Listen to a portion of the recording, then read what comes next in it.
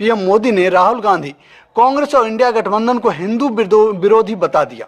मैं चाहता हूं कि पहले आप उनकी फिजूल की बातें सुनिए और उनकी मानसिक स्थिति का आकलन करें। साथियों, बार बार जानबूझकर हिंदू धर्म का अपमान करते हैं। हिंदू धर्म के खिलाफ बहुत सोचा समझा हुआ होता है। आप देखिए, और किसी धर्म का अपमान कभी नहीं करता। किसी और धर्म के खिलाफ एक शब्द नहीं निकलता, लेकिन हिंदू धर्म को गाली देने में ये एक सेकंड नहीं लगाते। ऐसा कैसे हो सकता है? कैसे ऐसा हो सकता है?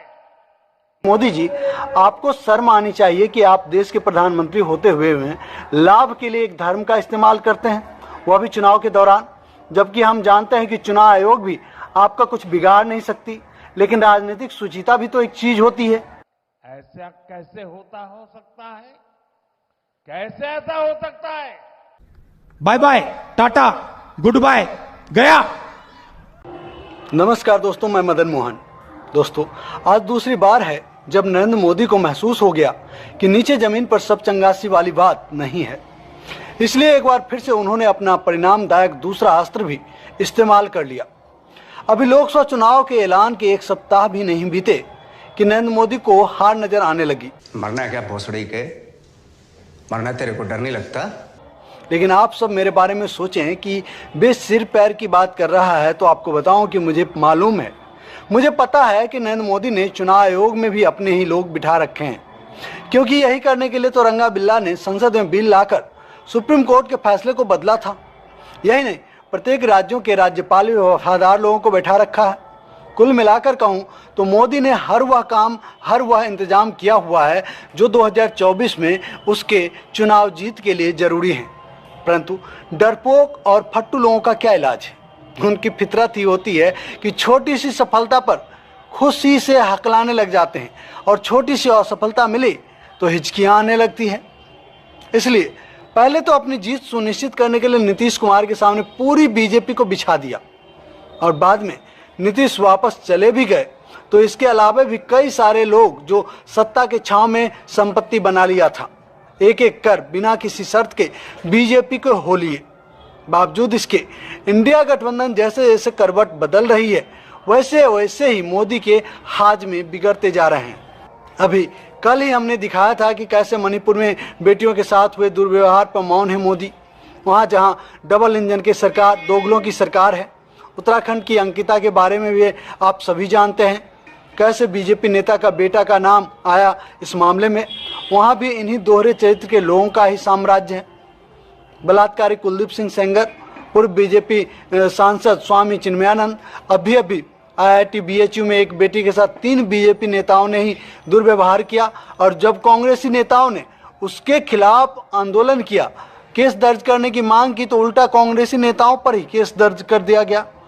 वह तो बात सामने अब आ रही है, जब जांच की रिपोर्ट सामने आई, दुर्व्यवहार करने वाले 3 लोग जो हैं वो बीजेपी के ही नेता हैं। सोचिए, बीजेपी नेताओं का ही ये हाल है, लेकिन मोदी राहुल गांधी को मातृशक्ति विरोधी बता रहे हैं। खैर, उस वीडियो को देख लीजिएगा, उस पर क्या ही बात करूं। रही बात आज की, तो मोदी ने अपना प्रिय टॉपिक, प्रिय मुद्दा जो है उनका, धर्म का मुद्दा उठा दिया, क्योंकि आज एक बार फिर से पीएम को, मोदी को डर लगा। पीएम मोदी ने राहुल गांधी, कांग्रेस और इंडिया गठबंधन को हिंदू विरोधी बता दिया। मैं चाहता हूं कि पहले आप उनकी फिजूल की बातें सुनिए और उनकी मानसिक स्थिति का आकलन करें। साथियों, इंडी अलायंस वाले लोग बार बार जानबूझकर हिंदू धर्म का अपमान करते हैं। हिंदू धर्म के खिलाफ इनका हर बयान बहुत सोचा समझा हुआ होता है। सोचिए दोस्तों, जो पार्टी इनके महामहिम मोदी जी के मुताबिक 70 साल देश में शासन संभाला, उसको पता ही नहीं है कि चुनाव के वक्त में किसके बारे में और क्या बात करनी चाहिए। मोदी जी कह रहे हैं बड़े सोच समझ के इंडी गठबंधन वाले हिंदू धर्म के लोगों को गाली दे रहे हैं, हिंदू धर्म का विरोध कर रहे हैं। बताइए, इतने समझदार तो मोदी और मोदी अबिंद वाले ही हो सकते हैं। मोदी जी, इतनी समझदारी तो हम लोगों में या दूसरे अदर कांग्रेसी और विपक्षी दलों के बच्चों में, लड़कों में, नेताओं में तो नहीं होती। ऐसे दुस्साहस तो आप ही कर सकते हैं। अभी राम मंदिर प्राण प्रतिष्ठा की बात आई तो आप लोगों ने जम के गाली गलौज किया। किनका? हमारे शंकराचार्य का। ऐसी हिमाकत और किसी की हो सकती है क्या? ऐसे कार्य तो आप ही लोग कर सकते हैं, क्योंकि आप ही लोग के जो मानने वाले हैं, मोदी अबिंद ग्रसित हैं, वही आपको इस तरीके से संभाल सकते हैं।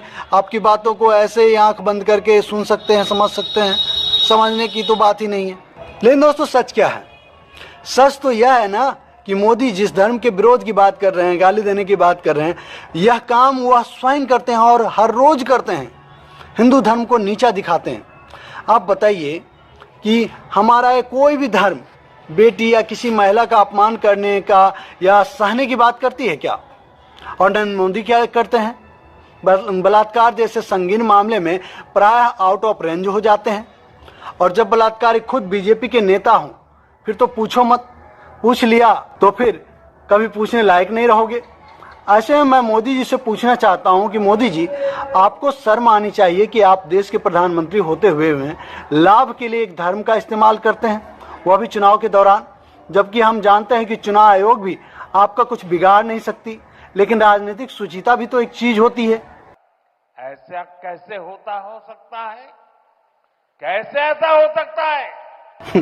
क्या कर रहे हैं मोदी जी?